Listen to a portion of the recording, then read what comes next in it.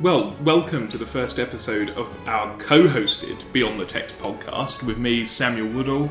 I'm a PhD candidate in intellectual history at the University of Buckingham, and I co-host a political thought and history of ideas reading club with my colleague here. I'm Jack Thomson. I'm a recent graduate of philosophy, masters at the University of Buckingham also, which is where I met Samuel. Currently working in education. All the joys of that. Yes. I'm awaiting an academic career, and Jack's been thrown in at the deep end. Yes. I may resume my academic career in the near future. But today we're going to be doing, the first of our co-hosted podcasts for Beyond the Text, which is going to be based on the first session of our reading club that we did a couple of months ago on Jean-Jacques Rousseau and the social contract. So I'm going to go through a sort of preamble about Jean-Jacques Rousseau, about his life leading up to writing the social contract, some of his other ideas, and then we'll delve into a little bit of a philosophical and historical ad contra going forward. But right, in terms of Jean-Jacques Rousseau, he was a Swiss-French philosopher. He was a writer and composer. He remains one of the most influential figures in Western thought, particularly in the fields of political theory and education. His seminal work, The Social Contract, which was written in 1762, introduced the idea that legitimate government must be based on the consent of the governed, a concept that would shape modern democratic theory. Rousseau's critique of contemporary society also advanced the notion that humans are inherently good, but that social structures corrupt this natural goodness. This was a revolutionary stance that challenged the prevailing belief in the inherent selfishness of humans. His ideas about human nature, freedom and society continue to inspire and provoke debates, particularly in feminist and post-colonial studies.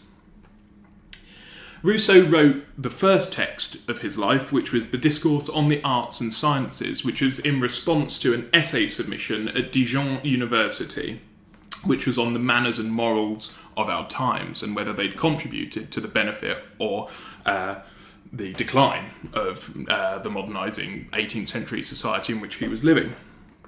In this text, Rousseau addresses notions such as the idea of the noble savage, and Isaiah Berlin highlighted the idea of the noble savage as a key inspiration for Romanticism, while Jonathan Israel positioned him as a precursor to the Enlightenment, a sort of proto-Enlightenment figure. Others have looked at him as a proto-romantic, so his ideas on the corrupting nature of society and the bliss seen in that nobility of the savage, the natural state, have sort of positioned him as a precursor to people like Wordsworth and some of the romantic poets. And this comes across in his whole canon, but certainly starts with the Discourse on the Arts and Sciences. You then turn to the Discourse on Inequality, where Rousseau sort of writes an archaeology almost of the way that humanity has got to the state it's in the 18th century, this kind of proto-capitalist society in which Rousseau is living. And he sees sort of three stages. These three stages are very similar to the Hobbesian view that had come prior to Rousseau in the prior century of social contract theory, which is that there is a pre-social state and that there is a social state. But Rousseau adds in this sort of middling state, which is where the natural man living in the forest, which Hobbes thinks would be nasty, brutish and short because everyone would be at each other's throats. Rousseau thinks that Hobbes' natural state is actually this sort of middling state, which is where mankind has sort of met each other and have started to kind of work together to build small tribes. And this is where things like envy, or as Rousseau refers to it, amour-propre, the sort of self-love, originates. It's not in the original, authentic natural state, which Rousseau puts before Hobbes' natural state. That's why there's these kind of three states. And Rousseau says in the original natural state, man would have been completely solitary, completely independent, and would have just sort of fulfilled his natural wants, natural needs without the requirement for conflict. Because why would he conflict with someone if he was able to satisfy himself amply?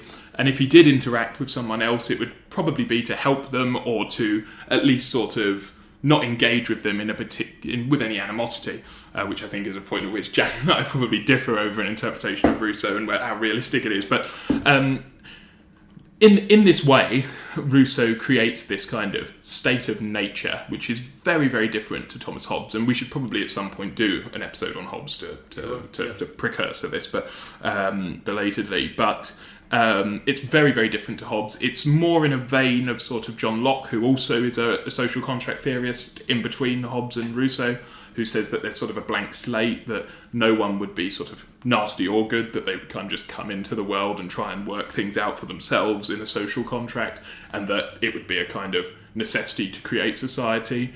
But both Hobbes and Locke see society as necessary, whereas Rousseau doesn't. He thinks that's the thing that has corrupted mankind. So that's what he lays out in the discourse on inequality.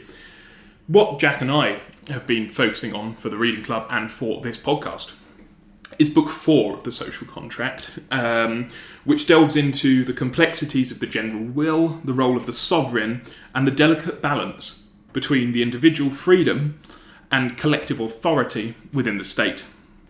We'll probably explore things like the necessity of civil religion, the challenges posed by factions within a state, and the provocative assertion that individuals may need to be forced to be free. Our discussion will also consider Rousseau's thoughts on education, democracy, and the potential tensions between the majority's will and the rights of the minority. So I think from there, we can probably engage in a little bit of discussion, Jack. That sounds great. So what were as someone who adores Rousseau, I've read The Social Contract, as I was saying earlier, with a plethora of other left-wing canon texts when I was 14, 15, and it's always been rooted in my mind in terms of the way that I look at the formation of political society. But for you coming at this, what were your first feelings? What were your first thoughts? I guess my first impression of Rousseau is what I would say the naivety about human nature, yeah, which undergirds the whole system of thought, beginning with his particular account of the state of nature. Yeah. The idea that man is intrinsically good, the idea that the simplicity of men will yield a simple politics. Yeah. That it will guarantee unanimity of opinion. And that the chief marker of political success is morality rather than knowledge. Yeah. I think both are important, but his complete lack of interest in actually coming to terms with a very complex state of affairs, which is what I think we actually encounter as political agents. Yeah. All of that seems to be brushed aside for what is a very poetic and very emotionally compelling account of man, and I understand the extent to which our desires, when they're not brought into unity, complicate the social order. Yeah. They complicate our own lives, first of all. So I understand why he would insist on the simplicity of men. But the fact of the matter is that, from my perspective, we're not simple. But the world's not simple. Yeah. So there are sort of anthropological difficulties leading to further difficulties. You know, if man is fundamentally good, why can he not build the good society? Yeah. There's questions about what the use of liberty is. Yeah. If it comes sort of at the end of the process, if it's guaranteed by the society, and by the election of principles according to the general will. Yep. So those are my preliminary. No, I can see that, and I think that's an interesting point you raise, which maybe we should explore further, is around that idea of why is Rousseau so desperate for this kind of moral telos, this moral kind of search that he's on, against more of a knowledgeable one sort of epistemological one? What's surprising for you about that? Do you think it's because you kind of come at the Enlightenment in the sense of the Enlightenment's this project for knowledge, this project seeking kind of information and understanding the world? Like, why do you see his sort of search for the moral society as sort of a little bit of a sort of confusion when it sits within an Enlightenment narrative? Well, precisely because first of all, it's so revolutionary in the Enlightenment context. Yeah. The Enlightenment is a project about enlightenment through reason. Yeah. Whereas Rousseau, I think, is the first person to come along and say, no, it's actually a moral enlightenment, as it were. So it's very clear that what Rousseau is proposing is very novel. Yeah. And he was taken up by a lot of very revolutionary people. Certainly, in the history immediately following him. And all the way to today, really. And today, yes. But for me, the strange thing about it all is the idea that an honest man will be politically successful. Yes, yeah. And I don't mean not in a cynical Machiavellian way. I don't mean that. I mean, it's all well and good being honest and being good-hearted, but do you actually know all of the facts? Yeah, and do you achieve very much as well? I mean, we can have these simple societies that Rousseau dreams of, these kind of sort of semi-nomadic societies, but even in his day, let alone ours, what would actually come of that, I suppose, is almost the question you're asking, which is once, even if you were somehow able to attain that to create this society. I mean, essentially Rousseau thinks that the whole of modern history has been progressively going wrong. So for him, it's not clear, is it? And this is sort of what we discussed, whether he thinks that a society can actually be created which is good, or whether you sort of need to abolish society as a whole. Well, that's sort of something we were grappling with, I think, in the reading club, which is that if everything is so flawed up until this point, how do you even get back to that stage? Because it feels a little bit like, obviously, you would know more of the kind of theological aspects than I would, but in terms of, it feels a little bit like a kind of return to the Garden of Eden. But obviously in the Bible, there's never a mention of the idea of returning to the Garden of Eden, is there? It's about building a society toward heaven, whether that's through a sort of city of God, like in Augustine, or... But that is the symbolic return to the Garden of Eden. Yeah, exactly. But that requires building that society, doesn't it? It's not like Rousseau, who sort of seems to be stuck somewhere between saying we could build a society that's like that, or is it that he's sort of saying, well, just abandon society and return to the woods, to the forest? Like, an important part here is that this is the get-go of imperialism at the time, of colonialism, of colonial expansion, of discovery, of exploration, and you've got reports coming back to Paris in the 1760s of French explorers interacting with the tribes in North America.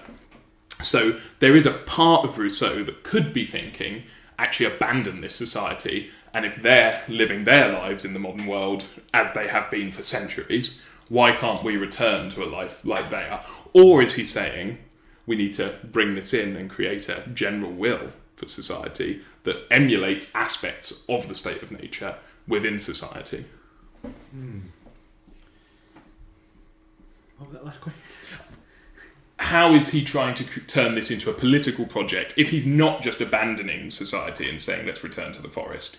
What do you think his idea is around this concept that comes up in Book 4 of the general will? How will that create this kind of moral society? Okay, yes. The synthesis is that you take, in his view, the ethics of a tribal society, and you try and structure a government which can make use of that ethic and preserve that ethic, and so it's he makes a lot of practical points limiting the length of debate. Yep. Because he thinks that if the debate's going on too long, it's stifling, and it's because there's covert interest, and so it would be better for the longevity of the debate if we just kept our debates brief. It shouldn't. And who should be doing the debating? Well, he has his elected representatives. Yeah. And it's a small society he's thinking about, as we discussed. Well, exactly. And so it's a pretty representative group of people. He's not necessarily grappling with the kind of pragmatics of representation that the American fathers would have to grapple with, or the French revolutionaries would, with some sort of mega state. He's looking very much to a small state, to a small group of people, and I mean, ultimately, he is looking to his homeland of Geneva, where he was born, where his father was thrown out of, where he ultimately would be sort of cast out of, in a way.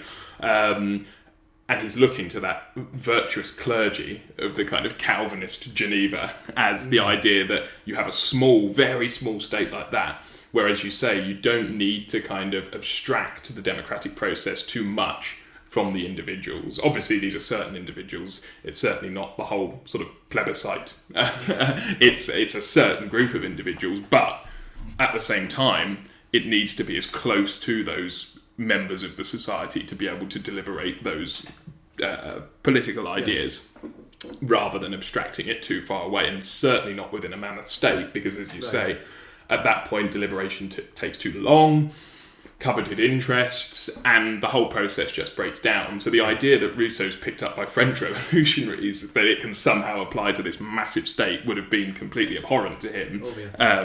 I don't know how he would have dealt with France. He would have probably recommended it being broken up into smaller states that operated kind of individually. But I do actually have an excerpt about Rousseau's sort of love of Geneva, but from Richie Robertson's The Pursuit of Happiness in the Enlightenment.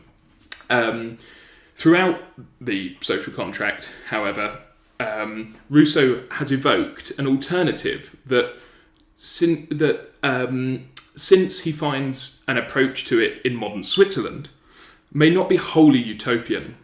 A society living in virtuous poverty, where everyone is conscious of being a citizen and wishes to serve the polity, alluding to the classical view that one can only realise one's humanity fully as an active member of the polity.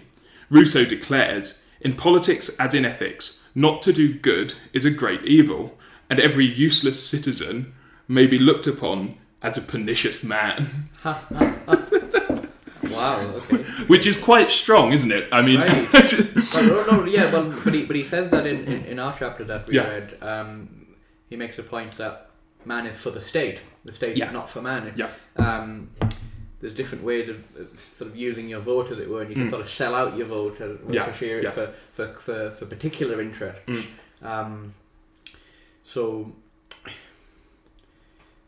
I in the context of later debates on different views of freedom, that comes under what they describe as positive freedom. And so there was a debate later on about whether Rousseau was naive to think that the common good actually served,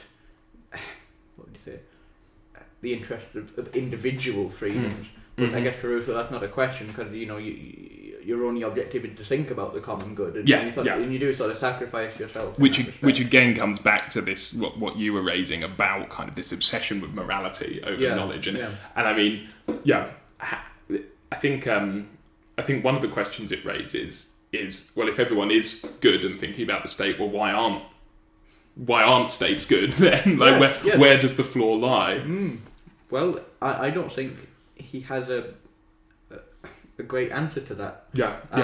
Because there has to be that potential for sin, as it were, and for corruption built into the and obviously that's the fall, if we are using this biblical comparison. The fall, and therefore the eviction from the Garden of Eden. But why haven't these virtuous states arisen if man is naturally so?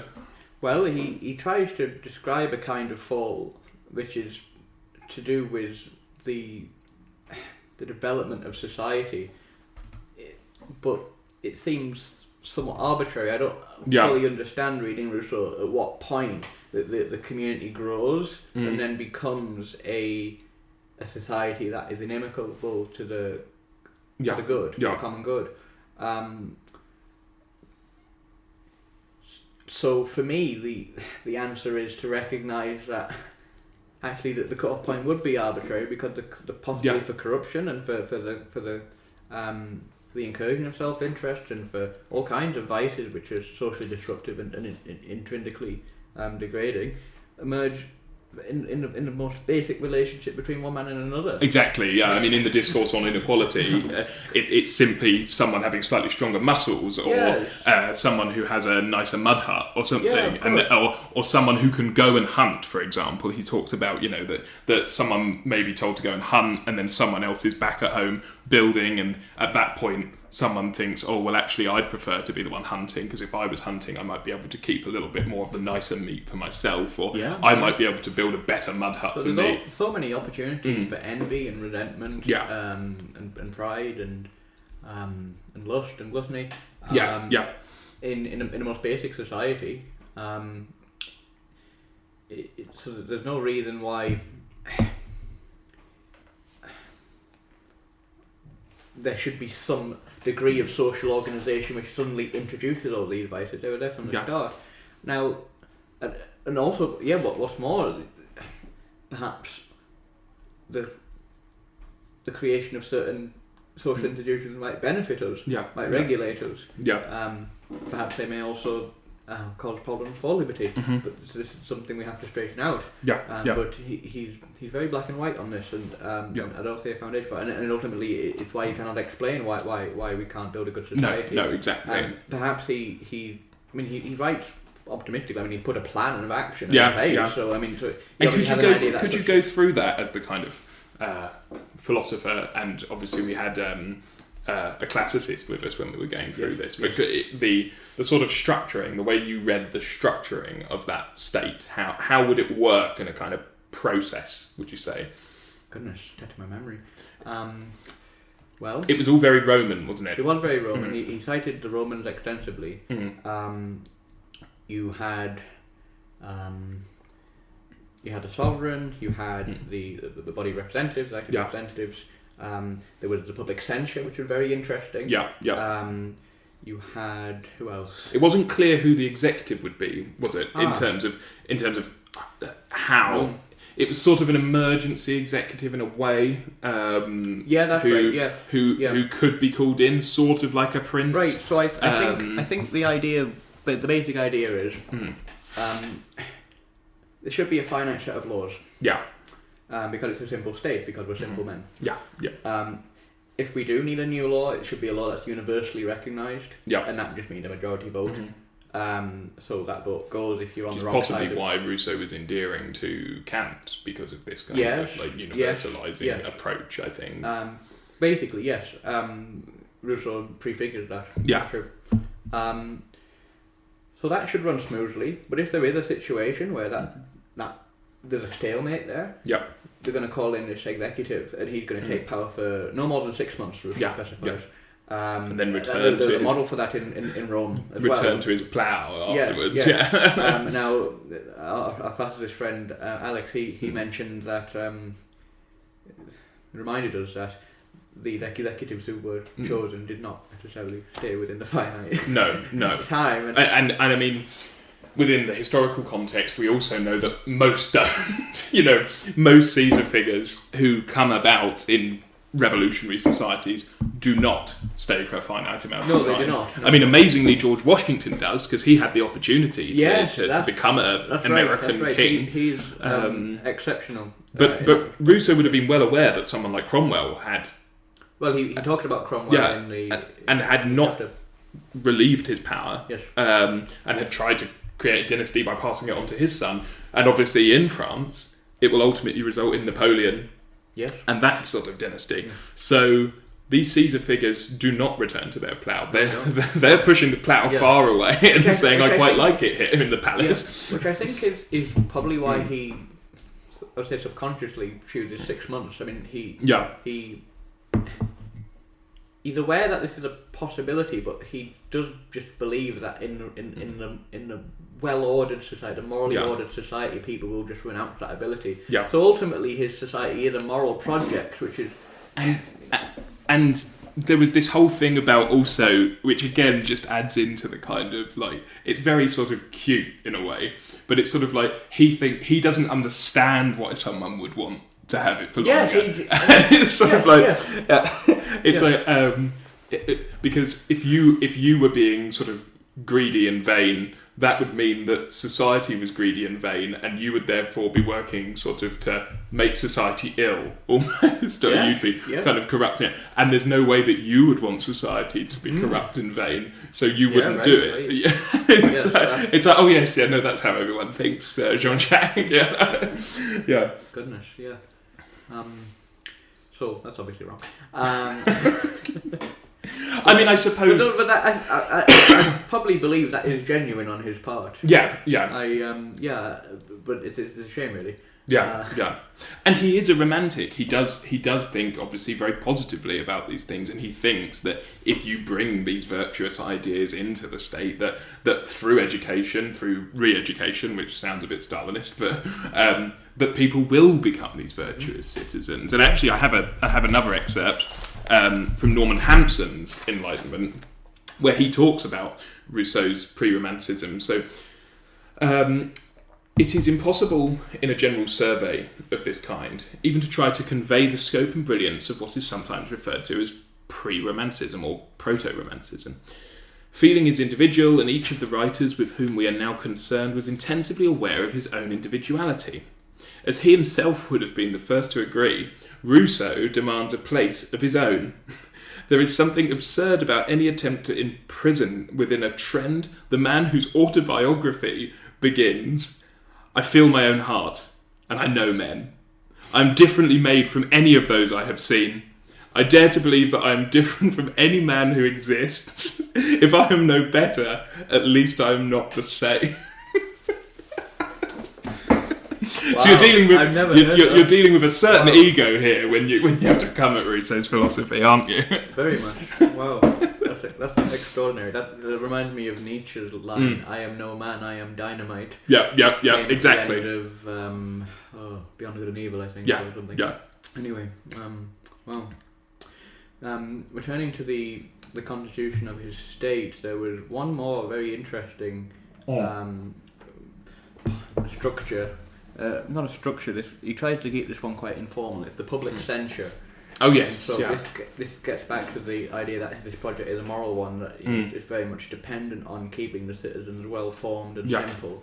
Which is a good instinct. Because although I was critical of the emphasis he placed on the relationship between morality and successful politics, it's by no means irrelevant. No, good start. Certainly.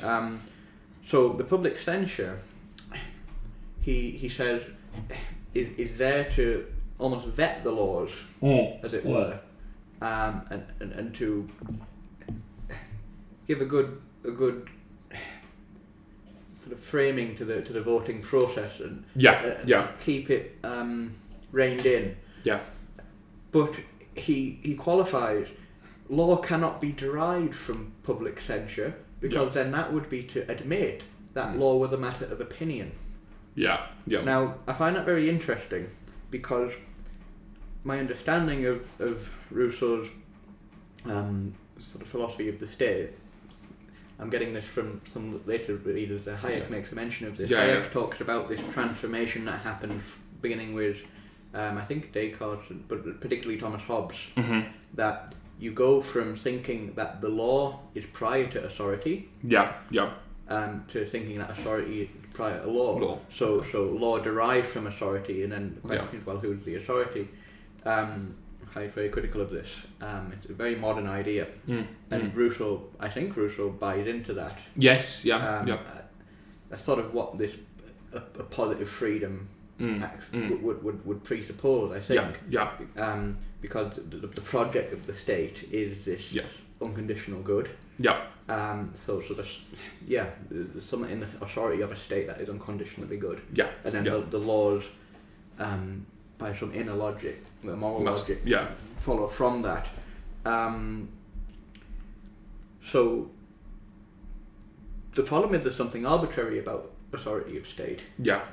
And then, but he's aware that that's problematic for the call it the objectivity of morals and the objectivity of laws. So I was wondering if there was a tension there.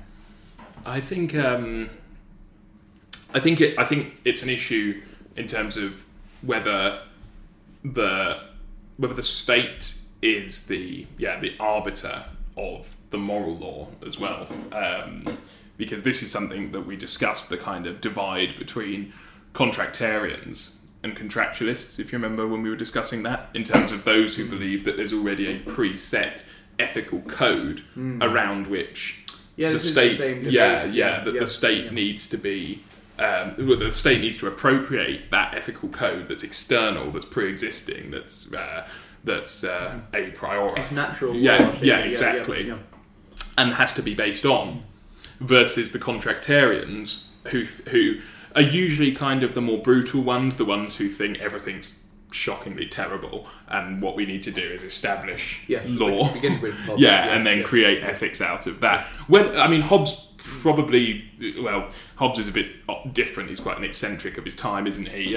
Being sort of semi-atheist. So Hobbes just sees brutality, sees Charles I's head being chopped off. It wasn't an easy time, it was very tumultuous. And says, well, we can't have this because clearly when there is uproar, there's no ethics. So what we need to do is create a strong state, contractarian, create a strong state, whatever the state decides is the ethical and the law, or whatever the state decides is the law and thereby is ethical. Whereas contractualists, people like Rousseau, but much more sort of in later social contract theory, so people like Rawls, are looking to an ethical code that sits outside of the state to bring in, to improve the state. And Rousseau is somewhat doing that, but on the where was I going? What was your original point? Whether there's a tension between his awareness that you don't want to root law in public censure. Versus the idea that what we're striving for is sort of the common good founded in a state as an entity. There was just the idea of the state as authority, which is ultimately arbitrary. In contrast to a theory of natural law. Or does he have such a theory? Yeah, I'm not sure. He has like an anthropology of ethics. Is that the same thing? I guess so. I don't think he'd necessarily think it, as you were sort of saying, I don't think he'd necessarily think it was arbitrary, because I think he would assume, which Rousseau has a tendency to do, that it had got to that point naturally, that as you say, sort of through the censure, that everything that was being discussed was sort of the natural evolution of law, in a sense. It got to that point because everyone had rationalised it so, or not even rationalised it so, because we're not talking about the rational so much. Well, we are a bit, but it had come to there simply on the basis that the good had been implemented within the state, and that therefore it had reached that crux, that kind of point in the evolution of the state. I think is sort of an answer to what you're saying. If you see what I mean? Yeah. But this does come on to this point about everything naturally being good and being able to push society into the good direction. It does come on to the point about, which he raises in book 4, which is, will society, as the majority heads in the good direction, if there are a minority who are not, and they're heading in the bad direction, will they need to be, and this is one of the quotes from book 4, will they need to be forced to be free? And how is he trying to suggest that? What does he mean by that? How does he see that working? Why does he think there could be people that need to be forced to be free? That's complicated, because it's symptomatic of the idea that freedom is a product of the state, not something prior to it. Yeah. Which is a debatable idea. Yeah. Already. But if you are of the view that man needs to be made free, I would agree with in a certain version of that. Version of that idea. In the sense of what, being educated or being... Yeah, I mean, a good beginning of this idea is a good summary of this idea is found in John Locke in the second the second treatise of the second treatise on government. That's the one. Yes, he says, look, I mean, you're born free metaphysically speaking, but freedom isn't this like superpower. It's something you cultivate. You use it effectively or ineffectively, and I entirely accept that. So you mature in your freedom, and Locke describes what that maturity looks like a bit. Yeah. So I guess for Rousseau, there need to be evidence of a certain moral maturity. Certainly. For the effective use of freedom, which is for him just voting for what might happen to be the common will. Exactly. Which again is quite difficult to understand how you'd reach a common will. I mean, I don't necessarily know how he even thinks, because you can probably agree, and this is you just think that because people are simple, if exactly, are well-tempered and have simple desires, then why would they come into conflict with each other? But this is where I mean, are there any precursors to this, obviously, from your philosophical perspective? Because obviously, I'm looking at this through a historical lens about sort of the evolution of democracy, and this is kind of where I start. For you, in terms of discussing the will and about how will to relate to one another, like, what's the kind of milieu you think, even from a Catholic Christian perspective at this time? How have interacting wills been discussed before? The idea of the will of the kind of individual agent. What's the discussion of agency at the time? My knowledge, I'm quite ignorant of this literature, certainly as it manifests in political sort. But even within a Christian context to do with like the soul, because obviously these are a lot of the things he's responding. I mean, he despises the Catholic League, for example, because they've been interfering in politics and, well, ultimately assassinating a French king because they weren't doing because he wasn't doing the Pope's bidding. But obviously discussions of this are going on, aren't they? How within like the Holy See within the Church are sort of interacting wills, interacting opinions. How is that operating? Goodness.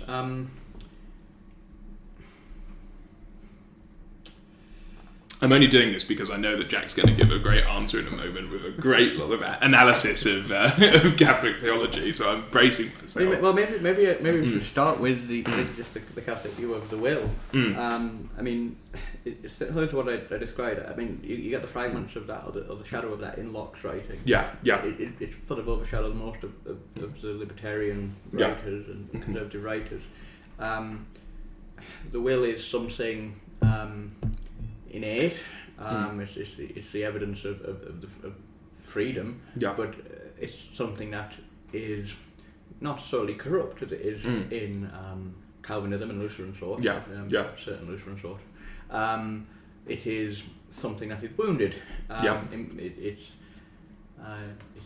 disoriented, and so there has to be a moral effort and an engagement with the economy of grace, the sacraments of the Church and through prayer, to bring that will into accordance with the will of God. Which is a way of saying willing the good of the other, as Thomas Aquinas would put it. So willing the good of the other would be the basic idea for a Catholic political thought. And that idea was sort of what I wanted to drive you towards, because isn't there also this whole idea of like the will to God, or sort of like this idea that all wills are working towards God within the Church ultimately, that all wills should be directed towards God. Because if that is the case, then what is the kingdom of heaven on earth? Exactly. Kind of like in the Our Father, And again, I return to the fact that, to me, a lot of this feels very much like a sort of secularised I agree. view of what the Church is trying to do. without the church. My reading of... Or is it without the church? Because we haven't come on to the civic religion yet. But yeah. Well, no, my reading of the chapter was that he had deified the common good. Yeah. Absolutely. Exactly. That's the only way of reading it. I mean, if you replaced the words common good, general will with God, you basically have scripture. And it has the same kind of arbitrariness that a very careless treatment of providence has. Which is often a criticism people bring against religion. There are writers who do great justice to God's providence, and there are writers who do an appalling job of it. But exactly. Rousseau's symptomatic of that the latter category. It's why I said to you once I detected a hint of Calvinism in his view of the common will, because it's something that you think you're morally good, and then you vote for it, and if you're proven wrong by the circumstance, then you just weren't aligned. And that's the basic Calvinist idea of faith. You think you have faith until you are shown you don't. Well, there's a bit of all... You think you're pre-elected until you're shown you're not. There's a bit of all that sort of early 18th century religion in Rousseau, and obviously all of them are trying to adapt politically to the time, because the Counter-Reformation, the Counter-Reformation have gone. I mean, Rousseau grows up obviously in a Calvinist society, but then on his walks that he discusses in his biography, he goes to Italy. Yes.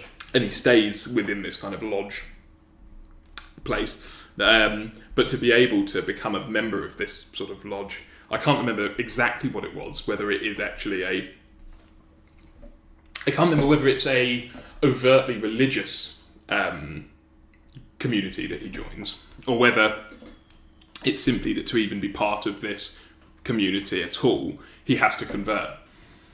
So he joins the Catholic, the Holy See, the Apostolic See, and becomes a Catholic, essentially. I don't think he ever truly believes it, that he has, but he's certainly moving within all of these religious circles, so he's getting bits, and he's clearly very interested in faith.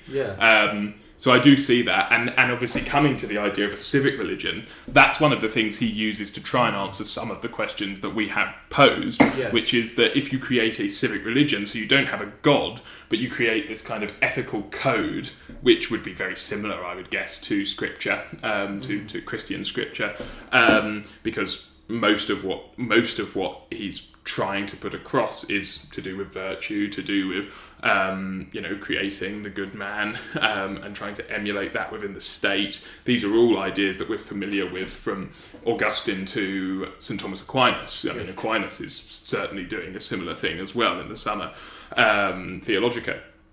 But with a civic religion, you'd remove the god, but you'd create an ethical code that encompasses all citizens of the state, but without the sort of the god figure, and that would somehow bind everyone into a sense of kind of mutual responsibility, because they'd all be brought up with it. But what he doesn't address is necessarily the educational part, which is what he will address later in life in Emile, and how you actually get to that kind of civic religion and that kind of that synthesized state. But what do you think about civic religion as a theologian, or more of a theologian than I?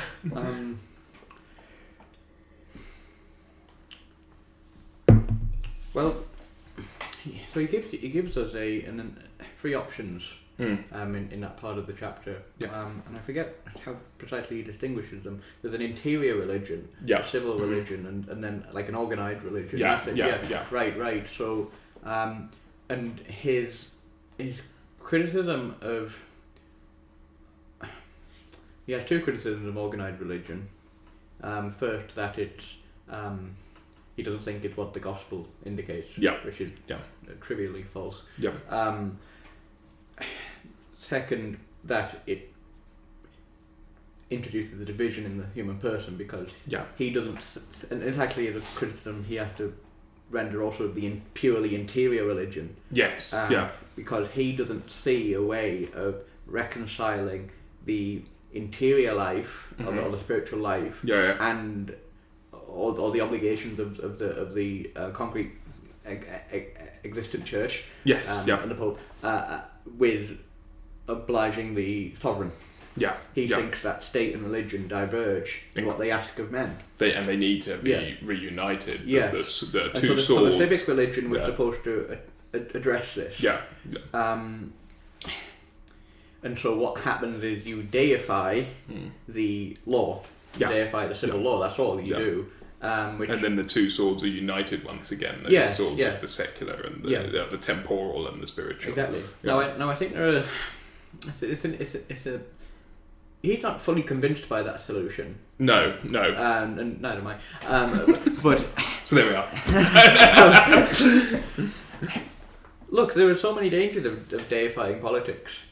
I think part of the reason modern politics and politics historically has been so difficult is because we take it a bit too seriously, and we start to become too narrow-minded about the political parties and this political party has the answers. They become myths. Not that obviously I'm trying to insult religion in that way, but simply the study of mythography. Obviously, it's very much a myth of our time in terms of politics. In terms of this is the good or this is the bad, this is the evil, this is the the positive, this is an ideology that will somehow come up with these universal answers. I think exactly. A lot of politics does become mythologized in that sense, and then and it means people start becoming parodies of political ideas rather than addressing concrete issues, which are often a lot more complex and the solution to which might actually come from your opponent.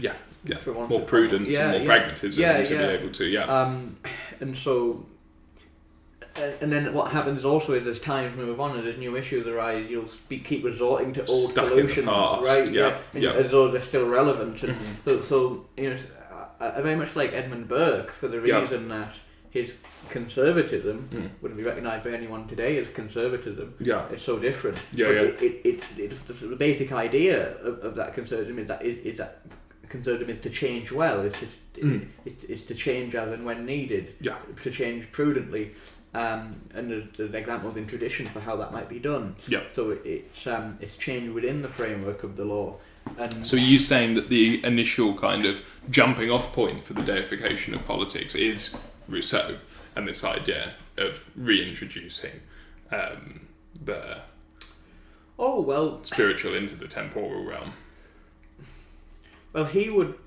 Oh goodness. Well, I don't know if it begins with Rousseau. I mean, certainly for modern context, that might be the case. Because obviously Bellarmine had sort of split these two realms, but in the sort of end of the previous century, he'd created that sort of divide between the secular and the spiritual in an attempt to try and defend the spiritual as a very, very ardent Catholic defender, the hammer of heretics, but had actually created the secular division from the spiritual. Yes. So these are all very new things in Rousseau's age. So he's clearly, I think. I think again, these are things that we forget when we extract ideas from the time. So obviously we've got the idea that he's a Genevan, his ideal state is a small state, but also these things are very much in flux in the day. It's not like the idea of a separate secular and religious state have been around for very long. So it's not a surprise that he might want to think, perhaps if we reintroduce them, things could get better. Is that what we've lost to become this kind of corrupting mid-18th century society? Quite possibly.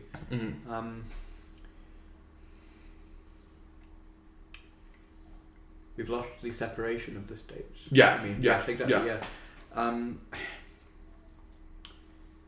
And Rousseau thinks that. I think... I'm not saying necessarily that he does. I'm just saying that within the context of his day, it's not a surprise that he's coming up with quite sort of eccentric ways of trying to bring back what he thinks could be a better, more virtuous age. Because even only a century prior, Cromwell, having a revolution against the king, would never have dreamt that the secular and the spiritual would be disconnected in his time. He was still thinking that he was doing the work of God when he was leading his revolution, whereas Yeah. by Rousseau's time, he's thinking, well, the spiritual has kind of been pushed aside. I You see what I mean? Yeah, okay, yeah. So perhaps if we sure. reintegrate it, Yeah. maybe that will bring back some virtue. Who knows, sort of thing. I think so. Mm. I mean, your most low resolution account of what religion is it's an ethical code. Yeah, and yeah, that's obviously yeah. where it begins. So yeah, he obviously is trying to resituate that No. into politics, and so the implication would be that he felt that secular politics in the 18th century had become very utilitarian. Yeah. To misappropriate that word. Yeah. Anachronistically. Yeah. But that it had I don't know, become disconnected from genuinely human interest. Yeah. Hard to evaluate. I'm not the historian. Yeah. But okay.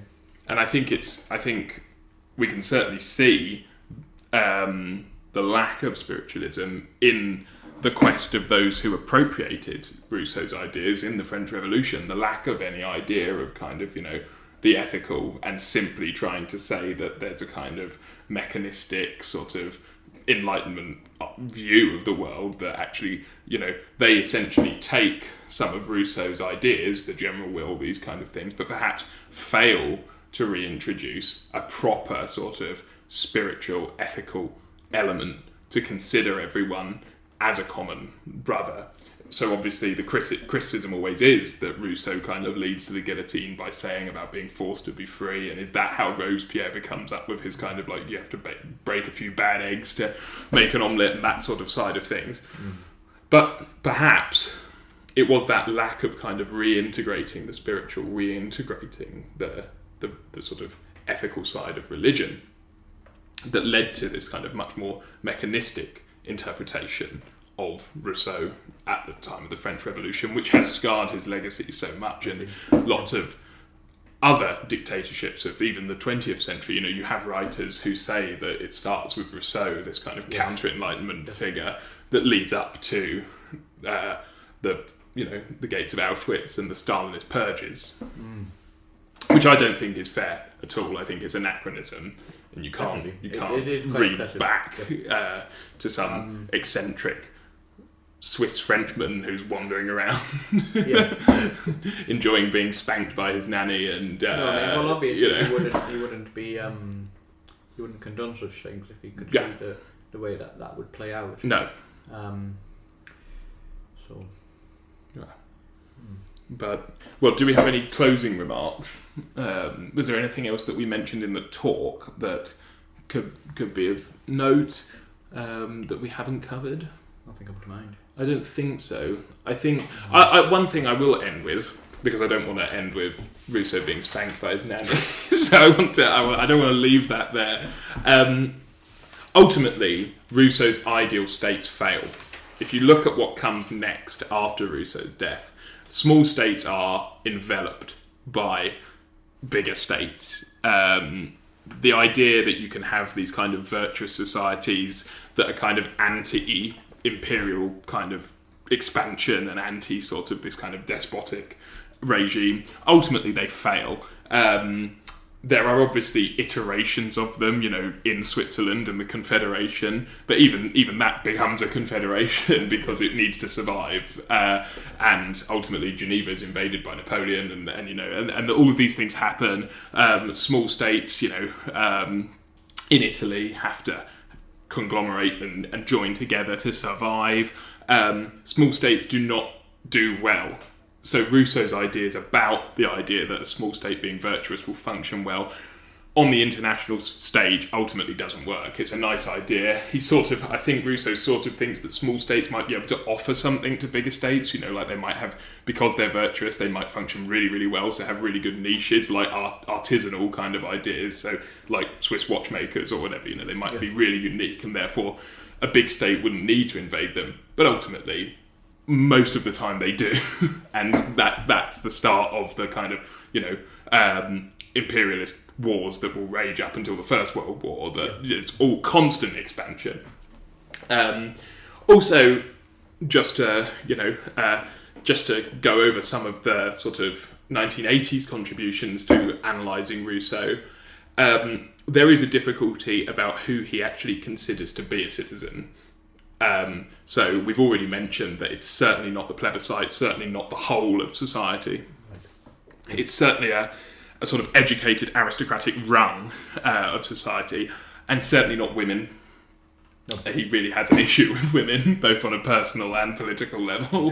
He sees them as, again, very religious, again, corrupting, sinning. But they'll lead Emile in his book on education astray from his education. And of course, he also, as much as there is discussion about Rousseau and his kind of interactions with other races, and I do still have a respect for him. A lot of scholars don't, but I do still have a respect for him for his idea of the noble savage, which he never actually coined, but has been attributed to his work. Because I do think that there's something very beautiful about the way he thinks about Native American tribes that people say now that it's patronising. I don't necessarily think it's patronising, but if those Native Americans had wanted to be part of Rousseau's society, I don't think they would have been included, because Rousseau certainly excludes a lot of other racial categories. It's very much a kind of white society of aristocratic and no women discussing it. Essentially, women, for a lot of these social contract theorists, are left in the state of nature, which, if you read Carol Pateman's The Sexual Contract, is really interesting, even if you're not interested as a whole on feminist scholarship. It's really interesting, the idea that a lot of the issues that start with social contract theorists are what people are grappling with today, that kind of, whether it's racial minorities, gender differences, that a lot of these things arise from them sitting awkwardly between a state of nature and a social contract when the polity is being formed. So there's a lot of interesting stuff in Carol Pateman's Sexual Contract and Charles Mill's The Racial Contract. But I think unless you have anything to comment on either of those points, I mean, small states do fail, don't they? I don't think there's really a particular example. Small states do fail. People point to Switzerland, which is Geneva. Yeah. They've done very well. It depends if they can secure sufficient, what do you say, alliances with their neighbours. Yeah, exactly. Dependence on certain resources. I mean, Switzerland obviously serves a particular political function for everybody, which and an economic function for the banks there, which is why people respect it. But somewhere like, I think in today's age, or at least in recent history, probably his ideal state would have been somewhere like Tibet. And we know that the end of Tibet hasn't been. It's been bordered by a massive force, which has then invaded it and exerted political pressure. Of course, it's not going to. It's going to be very difficult. As states do expand. It's a matter of look of the geographical draw. Exactly. And on that, I think we'll probably call it a day, and maybe come back with John Locke and Thomas Paine in our next episode and our adventures beyond the text. So, thank you very much.